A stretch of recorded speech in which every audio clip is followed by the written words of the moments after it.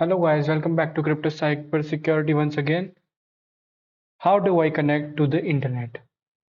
Once you have set up your computer, you may want to purchase home internet access so you can send and receive emails, browse the web, stream videos, and more. You may even want to set up a home wireless network, commonly known as Wi-Fi, so you can connect multiple devices to the internet at the same time. अब last video में हमने computer setup करना बताया था। अब हम बताएंगे कि आपको कि आप इंटरनेट कनेक्शन कैसे ले सकते हैं या फिर इंटरनेट से कैसे जुड़ सकते हैं। अब इंटरनेट से जुड़ के आप जैसे क्या करना चाहेंगे कि आपको मेल आए, आप वेब को ब्राउज कर पाएँ, जिसको इंटरनेट भी बोलते हैं, और वीडियो स्ट्रीम कर पाएँ और ऐसे ही बहुत कुछ। और आप ऐसा भी चाहेंगे कि या फिर आप चाहते हो कि आपका एक अलग से घर पे नेट हो, वायरलेस नेटवर्क हो, जिसको हम वाईफाई के नाम से भी जानते हैं, ताकि आप अपने 2-3 डिवाइसेज़ या फिर जितने भी डिवाइसेज़ आपके घर में हो, सब इंटरनेट से कनेक्ट हो पाएँ। अब बात कर लेते हैं टाइप्स ऑफ इंटरनेट सर्विसेज के बारे में। The type of internet service you choose will largely depend on which internet service provider, which is also known as ISPs, serve your area, along with the types of services they offer. Here are some common types of internet services. अब जिस तरीके की आप internet service लेना चाह रहे होंगे वो डिपेंड करती है आपके आईएसपी पे, कि आपके एरिया में कौन सा आईएसपी अवेलेबल है और कौन सी सर्विस वो दे रहा है या फिर कौन सी सर्विस अवेलेबल है वहाँ पे।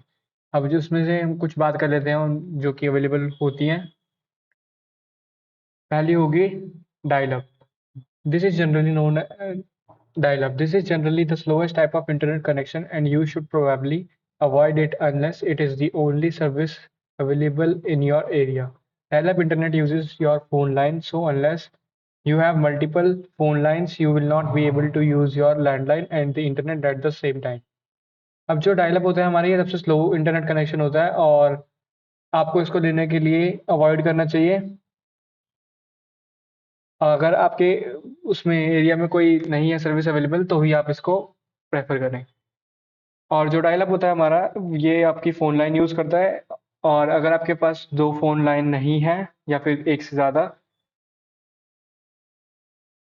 तो आप अपने जो तो अगर आपके पास एक से ज़्यादा या एक फ़ोन लाइन नहीं है, तो अगर आपके पास एक से ज़्यादा फ़ोन लाइन नहीं है, तो आप सेम टाइम पे अपना इंटरनेट और लैंडलाइन यूज़ नहीं कर सकते। अब दूसरा होता है DSL. DSL service uses a broadband connection which makes it much faster than dial-up. DSL connects to the internet via a phone line but does not require you to have a landline at home. And unlike dial-up, you will able to use the internet and your phone line at the same time.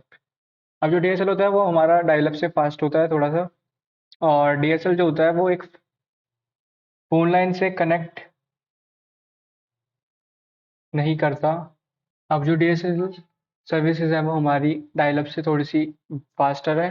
जो हमारी DSL services है वो dial up से, जिसके बारे में हमने पहले बात करी थी, वो थोड़ी सी उससे फास्ट है। और जो आपकी डीएसएल है वो एक फ़ोन लाइन से कनेक्ट होती है इंस्टेड ऑफ लैंडलाइन के, जिसकी वजह से आप अगर घर में लैंडलाइन ना भी हो तो चल जाएगा काम। डीएसएल जो आपकी होती है वो डायल अप से थोड़ी सी फास्ट होती है,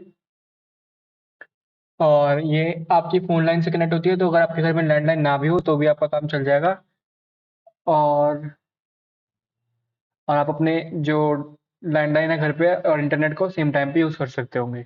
अब तीसरा है cable. Cable services connect to the internet via cable TV, although you do not necessarily need to have cable TV in order to get it.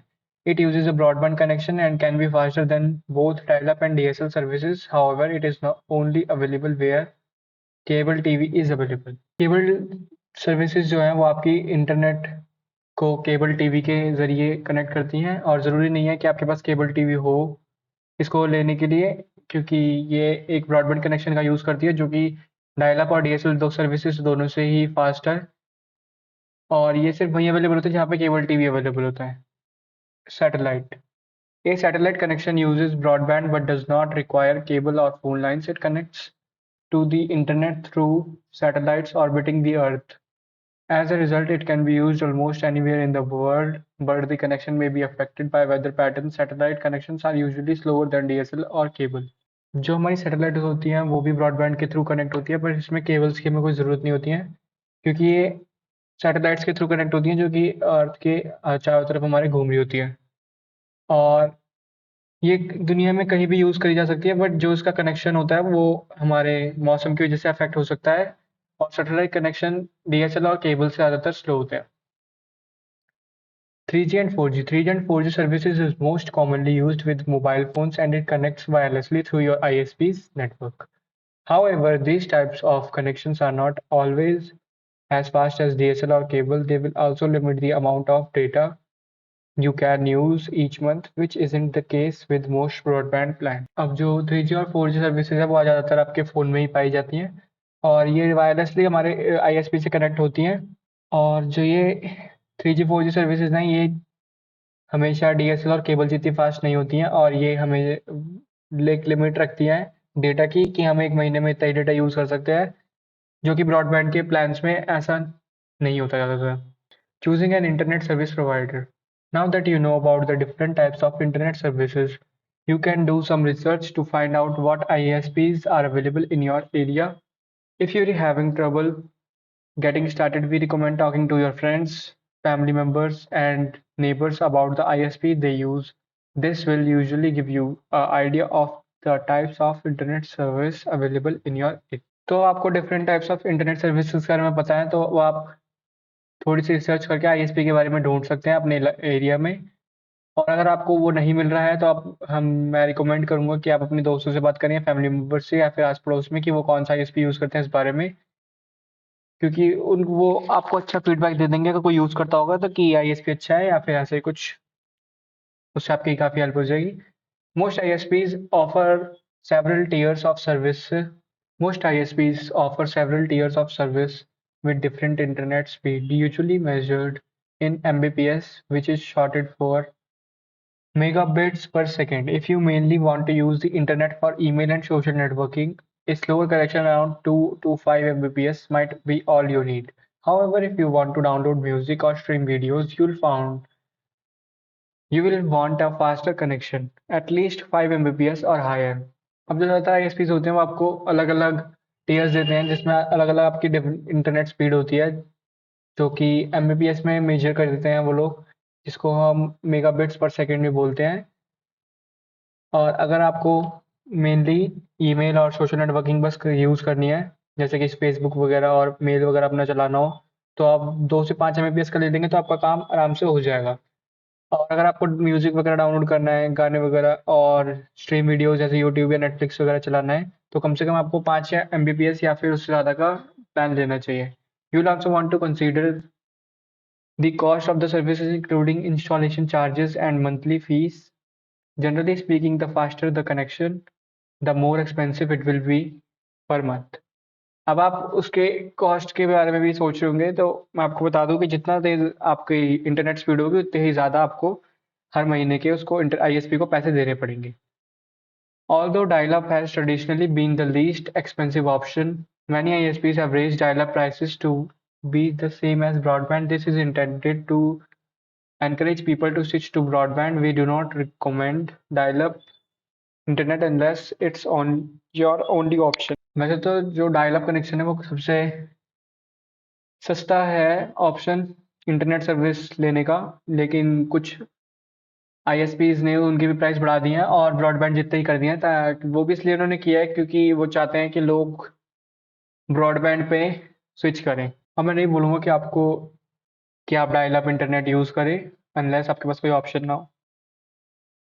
Hardware needed modem.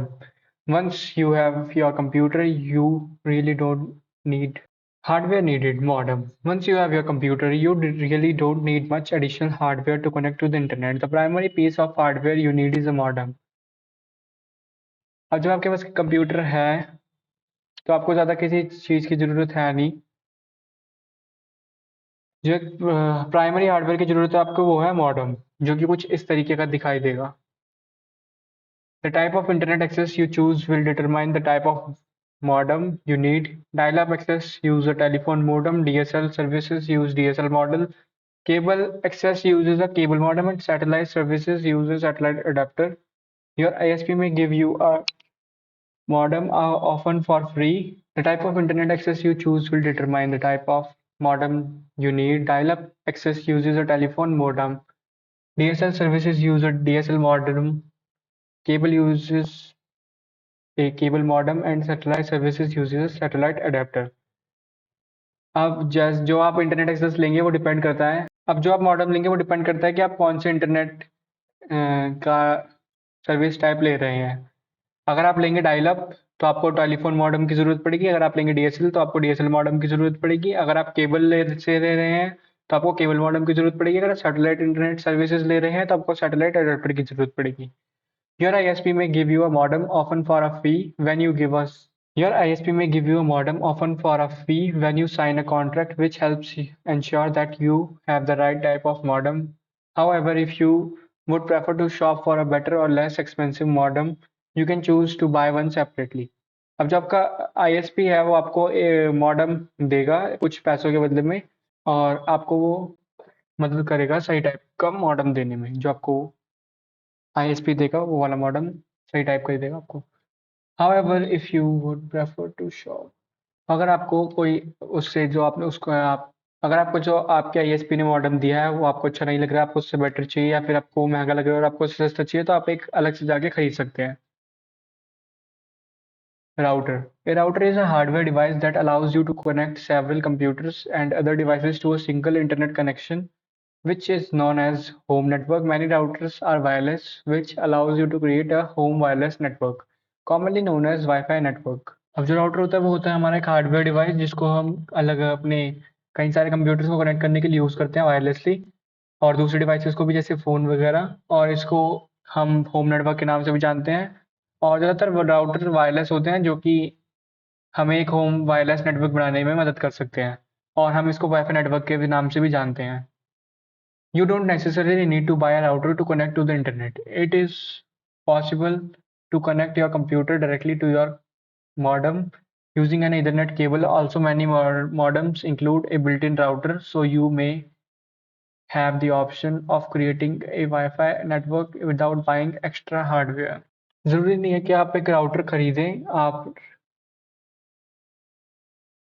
Computer को directly अपने Ethernet से भी connect कर सकते हैं, Ethernet cable को modem में लगा के। और काफ़ी सारे राउटर्स मॉडेम्स में बिल्ट इन राउटर होता है, तो ये भी एक अच्छा ऑप्शन है। ज़रूरी नहीं कि आप एक राउटर खरीदें अपने कंप्यूटर को इंटरनेट से कनेक्ट करने के लिए। आप ऐसा भी कर सकते हैं कि आप एक ईथरनेट केबल अपने मॉडेम से लगा दीजिए ताकि आपके कंप्यूटर में इंटरनेट चल जाए।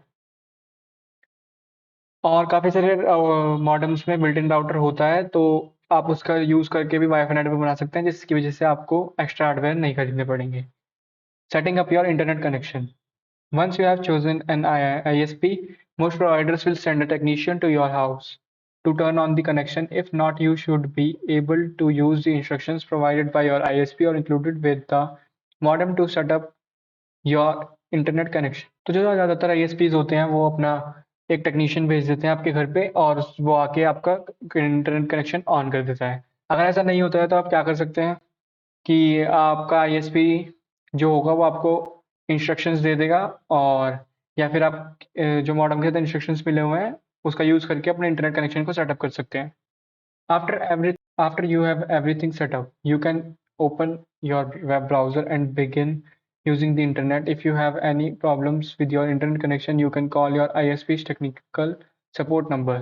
तो अब आपका इंटरनेट सेटअप हो चुका है, सब कुछ जो होना था, तो उसको यूज़ करने के लिए आप अपना वेब ब्राउज़र खोल के इंटरनेट यूज़ कर सकते हैं।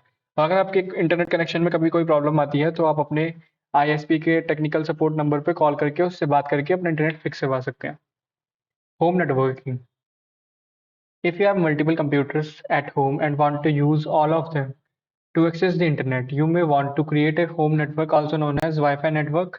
In a home network, all of your devices connect to your router, which is connected to the modem. This means everyone in your family can use the internet at the same time. तो अब अगर आपके पास अपने घर में 2-3 devices हैं जिन पे आप इंटरनेट चलाना चाहते हैं तो आप एक होम नेटवर्क बना सकते हैं जिसको हम वाईफाई नेटवर्क भी बोलते हैं। अब होम नेटवर्क में क्या होगा कि आपके सारे डिवाइसेस एक राउटर से कनेक्टेड होंगे और जिसकी वजह से आप सब लोग जितने भी फैमिली में लोग डिवाइसेस यूज़ कर रहे हैं और उनमें इंटरनेट यूज़ करना चाहते हैं, आप सब एक टाइम पे इंटरनेट एक्सेस कर पाएंगे। Your ISP technician may be able to set up a home Wi-Fi network when installing your internet service? If not, you can review our lesson on how to set up a Wi-Fi to learn more. तो जो आपका ESP है, जब वो आपको internet connection दे रहा है तो उस टाइम पे वो आपका होम वाईफाई नेटवर्क सेटअप कर सकता है, और अगर वो ऐसा नहीं करता तो आप हमारा how to setup a wifi network lesson को रिव्यू कर सकते हैं और जानकारी के लिए। If you want to connect a computer that does not have built-in Wi-Fi connectivity, you can purchase a Wi-Fi adapter that plugs into your computer's USB port. अब हमारे हर कंप्यूटर में तो वाईफाई पहले से बिल्टन आता नहीं, वाईफाई रिसीवर वगैरह ऐसा कुछ। तो हम उसके लिए क्या कर सकते हैं, हम एक वाईफाई अडेप्टर लेके अपने कंप्यूटर में लगा देंगे या लैपटॉप पे, और फिर उसके बाद हम अपने वाईफाई से कनेक्ट कर सकते हैं। Thank you.